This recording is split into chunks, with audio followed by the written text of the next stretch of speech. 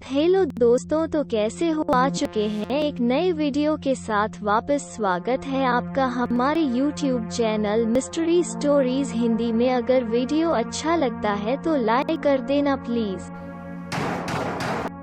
यह कहानी एक सचमुच की घटना है जो कि मैंने अपनी दादी से सुनी है और बहुत पुरानी है। कुछ लोगों का मानना है कि भूतों का कोई अस्तित्व नहीं होता है। आप लोग जानते हैं भगवान का अस्तित्व होता है तो भूतों का क्यों नहीं? सभी ने रामायण और महाभारत जैसे ग्रंथों में पढ़ा या किसी से सुना होगा कि भगवान जब इस धरती पर थे तब भी भूत पिशाच हुआ करते थे। भगवान निराकार है। निराकार का अर्थ होता है जिसका कोई आकार नहीं होता। जो लोग जिस रूप में भगवान को पूजते हैं, भगवान उसी रूप में उसे दिखाई देते हैं। तो प्रेम से बोलिए भक्त और भगवान की जय। और समय व्यर्थ न करते हुए मैं आपको अपनी कहानी की ओर ले चलता हूँ। बहुत पुरानी बात है, तब पानी के ज्यादा साधन नहीं हुआ करते। लोग कुएं, बड़ी तालाब आदि से पानी पिया करते थे। तो यह कहानी भी एक तालाब की है जो कि उस काली डायन के जादू से अमृत से जहर बन गया था।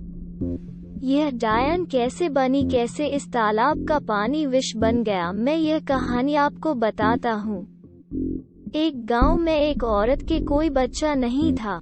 वो औरत गांव के मुखिया की पत्नी थी। उसके शादी को काफी समय हो गया था। सब लोग उसे बांझ कहा करते थे। सारे गांव वाले उसका मुंह भी नहीं देखना कहते थे कि इसका मुंह देख लिया तो पूरा दिन बेकार चला जाएगा। पर मुखिया की पत्नी थी इसलिए लोग थोड़ी बहुत बातचीत कर लिया करते थे।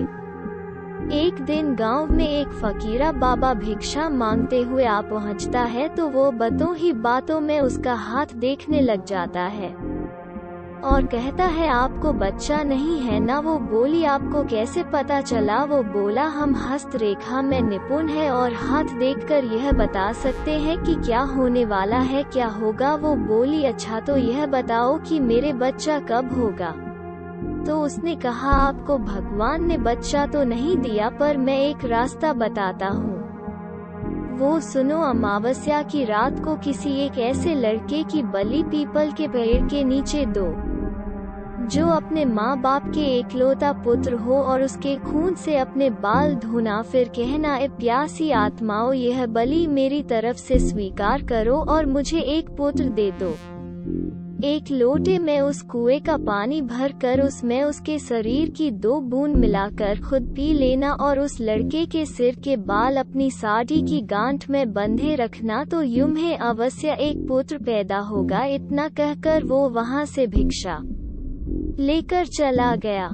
उस दिन के ठीक 3 दिन बाद अमावस्या थी। उस औरत ने वही किया जो उस बाबा ने बताया था। उसने अपने देवरानी के लड़के की बलि दे दी और खून की 2 बूंदें पानी में मिलाकर खुद पी लिया और उस सिर के कुछ बाल को काटकर अपनी गांठ में बांध लिया और बिना पीछे मुड़े अपने घर आ गई। सुबह गांव वालों को पता चला कि मुखिए के भाई के बेटे को किसी ने मार के वहां फेंक रखा है। जब यह बात मुखिए और उसके भाई ने सुनी तो वो नंगे पैर दौड़ पड़े। धीरे धीरे सारा गांव इकट्ठा हो गया। उस लड़के की मां का रो रो बुरा हो गया था।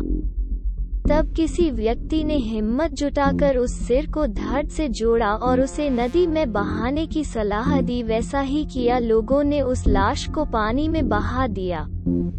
सब लोग यही कह रहे थे, किसने किया, यह सब कैसे हुआ? सब लोगों के लिए यह घटना चिंता का विषय बन गई थी। जब मुखिया घर पहुंचा तो क्या देखता है कि उसकी पत्नी तो पकवान बना रही थी। वो बड़ी खुश नजर आ रही थी। मुखिया ने क्रोध में कहा, क्या तुम्हें इस बात का बिल्कुल भी दुख नहीं है कि हमारे भाई का बेटा मर गया है? वो पहले ऐसी नजरों से देखी जैसे कि उसे मार ही डालेगी। फिर कहने लगी, लड़का उसका मरा है, मेरा नहीं, मैं क्यों शोक मनाऊं? और हंसने लगी और कहने लगी, तुम पागल हो, तुम्हें तो खुश होना चाहिए कि अब तुम्हारे भी एक पुत्र आने वाला है और यह जानकर और खुशी होगी कि वो इस जायदाद का अकेला वारिस होगा। हाँ हाँ हाँ। वो फिर ऐसे हंसी है देखकर मुखिया से रहा नहीं गया और उसे जान से मारने के लिए तलवार उठाने चला गया। वो अंदर तलवार ढूंढ रहा था पर तलवार नहीं मिली।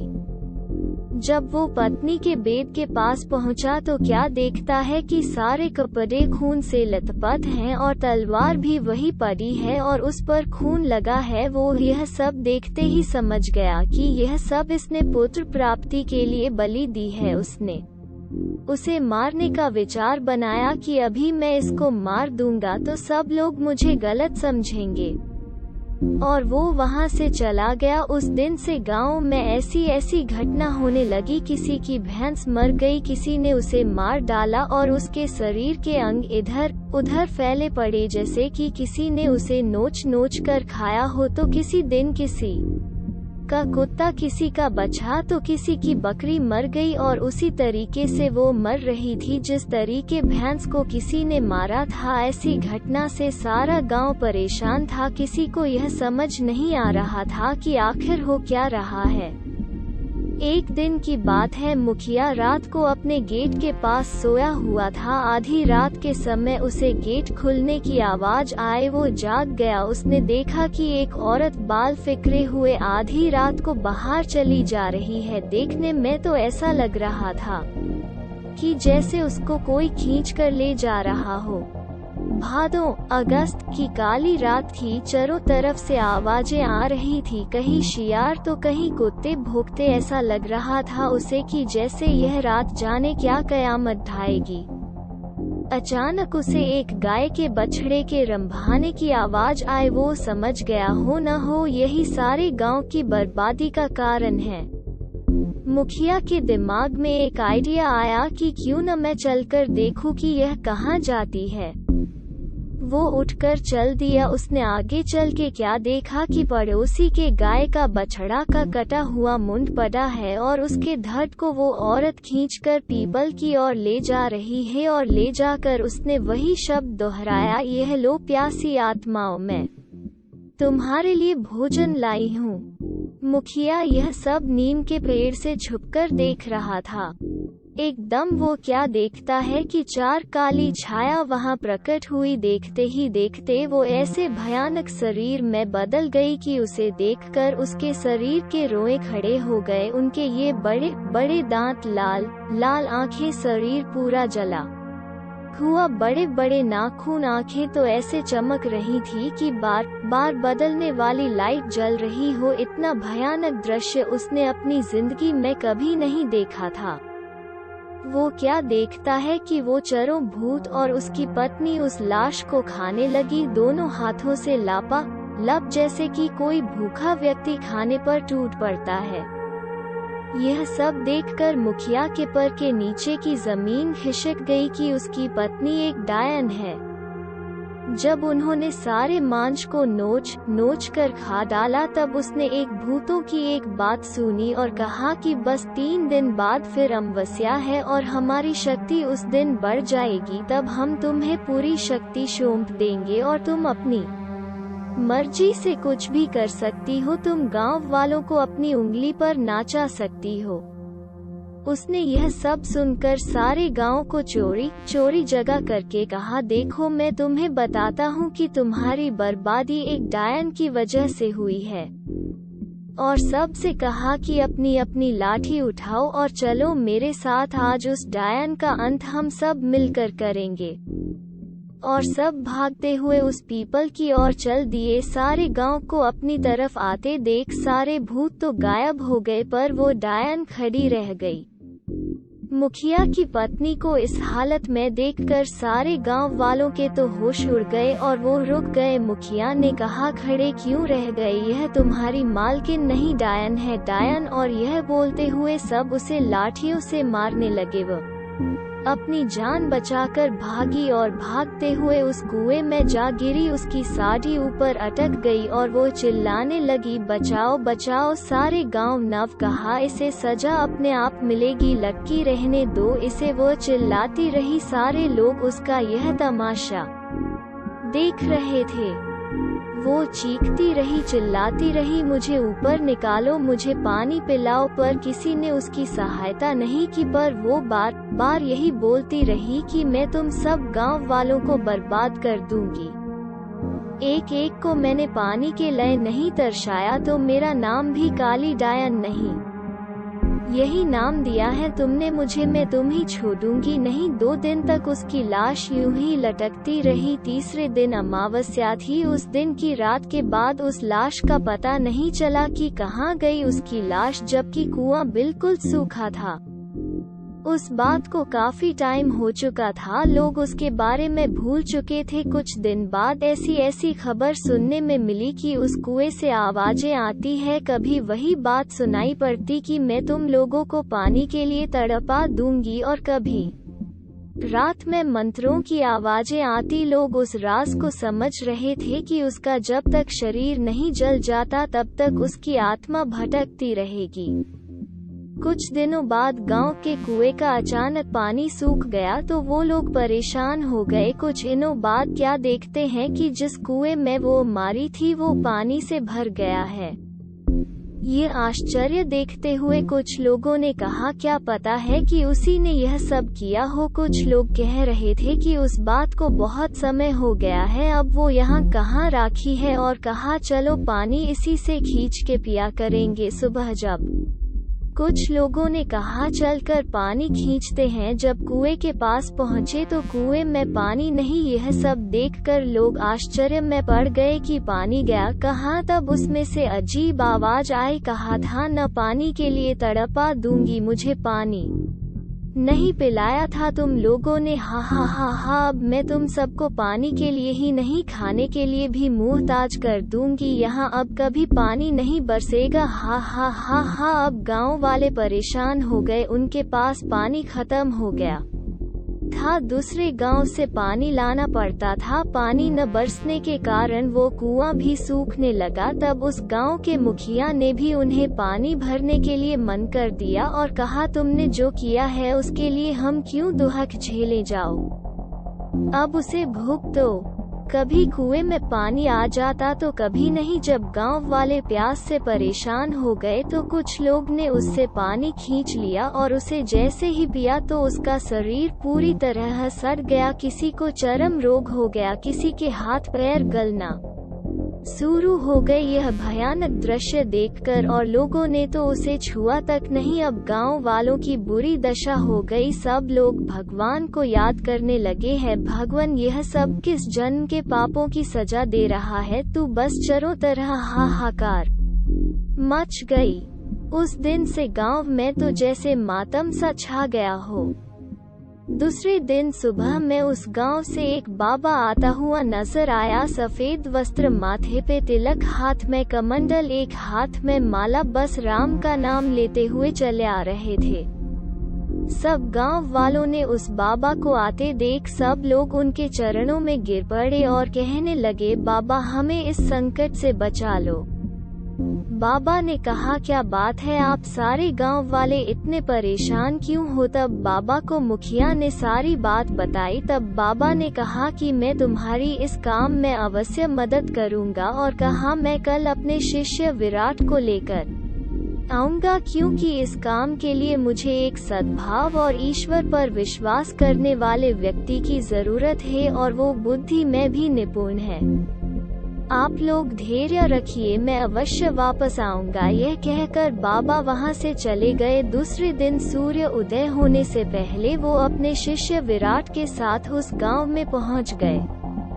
सब लोगों ने बाबा को प्रणाम किया। बाबा ने कहा कि कुछ लोग जाकर पूजा का सामान लेकर आओ, मैं यहाँ पर हवन करूँगा। और अपने शिष्य से कहा कि तुम इस कुएं में अंदर जाकर उस डायन का अंत करोगे। और अमीन, तुम्हें कुछ ध्यान में रखने वाली बातें बताता हूँ कि इस कुएं में उतरने से पहले तुम्हें सच्चे मन से भगवान का स्मरण करके बिना मुंह में पानी जाए हुए नीचे पहुँचना पड़ेगा, और तुम्हें इस कुएं की गहराई यानी पातट तक पहुँचाना पड़ेगा। ध्यान रहे, यह काम सूरज डूबने से पहले खत्म करना पड़ेगा, क्योंकि दिन के डूबते ही बुरी आत्माओं की शक्ति बढ़ जाती है।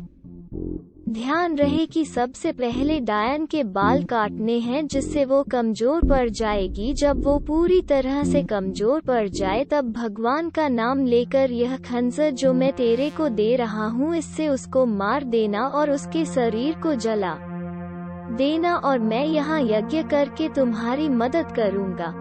उनका शिष्य तो समझ गया, पर कुछ गांव वालों ने पूछा, बाबा इस गए में पानी में कैसे उसकी लाश को जलाओगे? तब बाबा ने बताया कि वो पाताल लोक में अपने घरों की तरह रह रही है, वहाँ भी आत्माओं और भूत प्रेतों के घर हुआ करते हैं। तब गांव वालों को समझ में आया।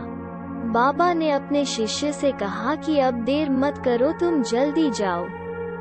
तब उनका शिष्य ने भगवान का नाम लेकर उस कुएं में कूद गया, और इधर बाबा मंत्रों से यज्ञ करने लगे। जब विराट वहां पहुंचा तो क्या देखता है, काफी बड़ा खंड है और कहीं से मंत्रों की आवाजें आ रही हैं। तो वो जाकर क्या देखता कि एक बाल फकेरे हुए एक औरत आहुति आग में दिए जा रही है। जैसे ही वो उसके पास पहुंचा तो उसे पता चल गया, और वो पीछे मुड़कर देख के बोली, कौन हो तुम और यहाँ क्यों आए हो? वो बोला, मैं विराट हूँ और गांव वालों की तरफ से मैं तुम्हें यहाँ मारने के लिए आया हूँ। वो हंसी, हा हा हा हा, तुम मरोगे, मुझे साधारण मनुष्य गांव वालों ने तुझे भेजा और तू मरने चाला आया, लौट जा और अपने प्राण बचा ले मुझसे। नहीं तो वो बोला, नहीं तो क्या मुझे मार डालोगी? वो बोली, समझदार हो। वो बोला, तू अपने प्राण बचाना चाहती है तो इस गांव और इस कुएं को छोड़कर चली जाओ, नहीं तो मुझे मारना होगा।